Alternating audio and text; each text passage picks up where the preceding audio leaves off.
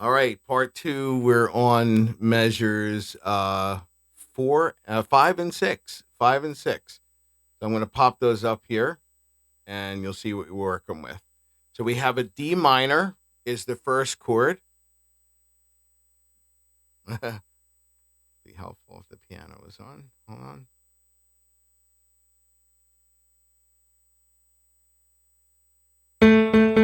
Okay. So D minor normally in root position would look like this. It would have the notes D, F, and A. But this is second inversion. All right. You don't really need to concentrate on this too much, but I do want you to associate what you're doing with your hand with a chord, because we talked about the benefits of that. So this is D minor. And if we do second inversion of D minor, we take the top note off and put it on the bottom. And that should be familiar to you because that's what we've been doing, in the song from the very beginning. Now, if you take this again and invert it backward, it's the same chord, D minor. This is first inversion D minor. If we were coming from here, it would be maybe easier to see. So here's a low root position D minor. All right, and if we just invert it one time this direction, that means taking the D off the bottom and putting it on the top. That's first inversion D minor. And that is the chord that you see in front of you right here. Now it only stays on that for the first pattern, the first phrase. But look at what happens. It changes inversions. It goes back to second inversion D minor that started the song for you. So again, looking at measure 5, we have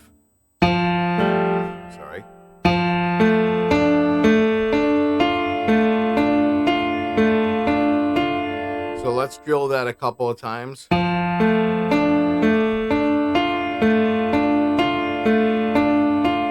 Now notice on your paper, I added an RH on the bottom. That's just to make sure that you're clear or that you're not switching hands. You're not going to make your left hand play that. You're going to stay with your right hand. So let's drill that again. We have the second inversion D minor to first inversion D minor. Now the physicality of that should be that you play the F, A, D, and then just crawl your hand along to change fingers. Now this is a familiar move for me because I switch inversions all the time. It won't be for you, but I want you to learn to do that.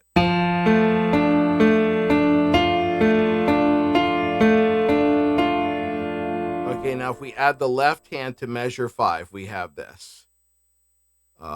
It's calling for this D right here, so it's not a very low D. Do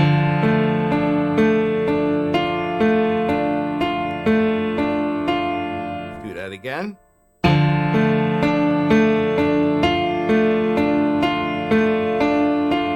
Okay, now if you look in the treble clef, you'll see LH and 2 A's, and those A's are here. They're just here. They're just above where you were playing the chord. So what you're going to do for that is this. So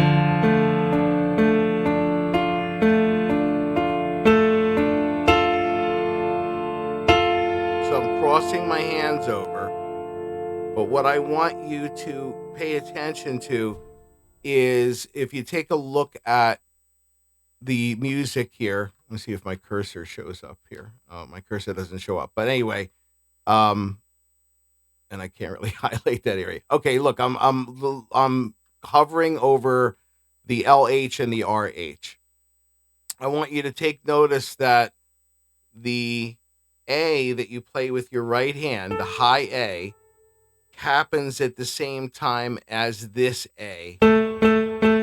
They happen at the same time. So you're going to go like this. See,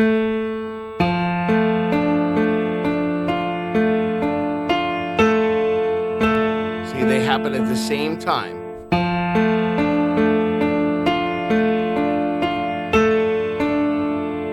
then the second A that you hit at the end of that measure with your left hand, it lines up with the F with your pinky. So it's like this.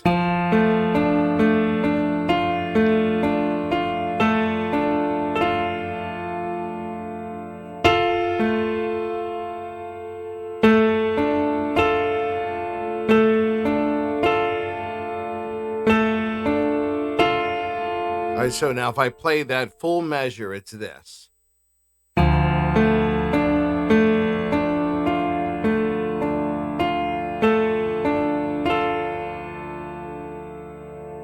Again.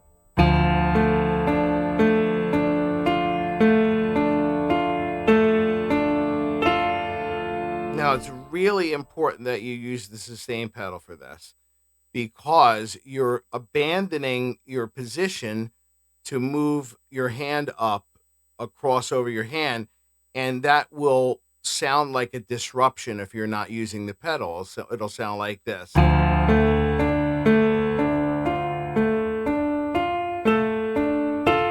Right, you lose the bass note ringing. So we want.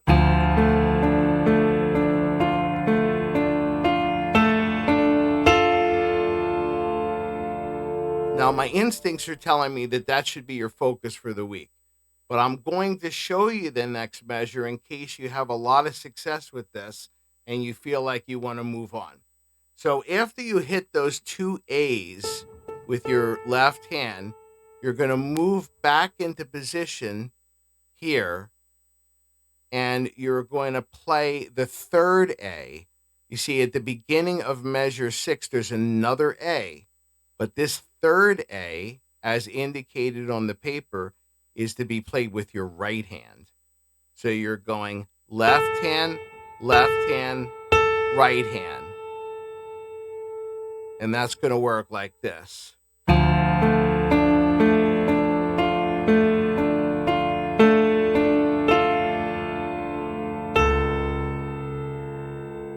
So your right hand takes over on the A.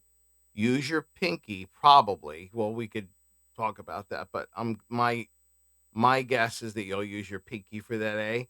And then you're going to go down to a C sharp.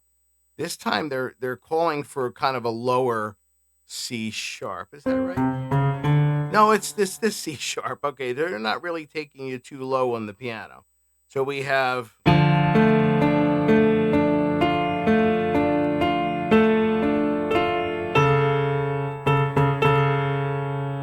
And then you finish the figure with your right hand, which is, you have an E and a G. So we're looking at the beginning of measure 6 right now. It's an A, an E, and a G. Don't be fooled by the fact that that's a dotted half note. Don't take that to mean that you hold that one longer before you play the E and the G. It just means that the sound of that A is supposed to carry for the majority of the measure. But the pedal is taking care of that for you. So you don't have to worry so much about that. You're going to play those 3 notes right together. A, E, and G. So what I'm going to demonstrate for you now is measure 5 into the very first figure of measure 6.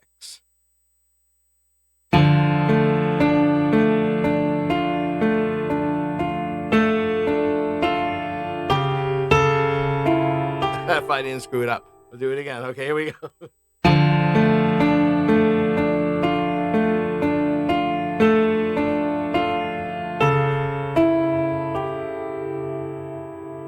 And that's it. That's going to be the trickiest thing for you, to just transition from measure 5 to measure 6. So let's drill that one again.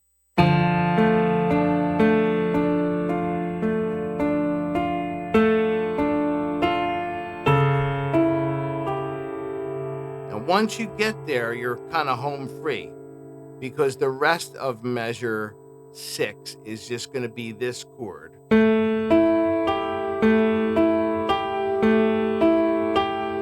That's A, E, G, A, E, G. All right, so let's experiment. You may not get this far, but I'm going to play measure 5 into measure 6, and I'm going to carry it almost to the end of measure 6. What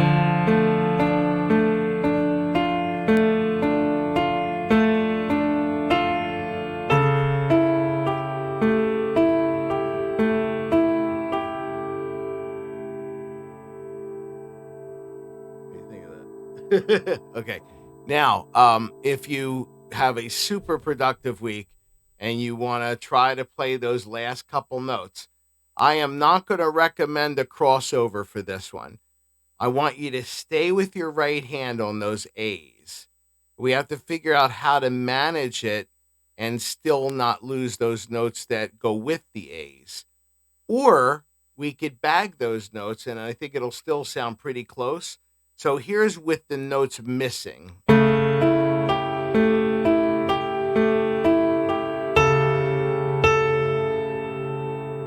Now, if that feels empty to you, this is what it's going to be like.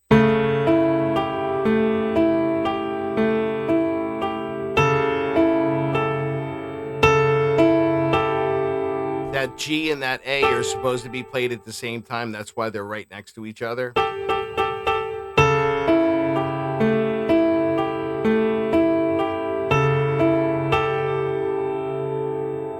So I'm okay with either way. I think they both sound good.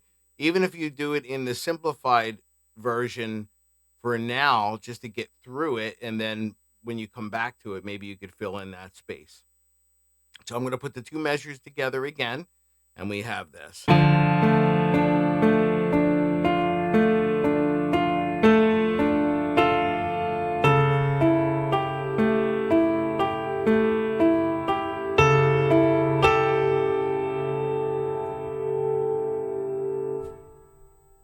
That's it.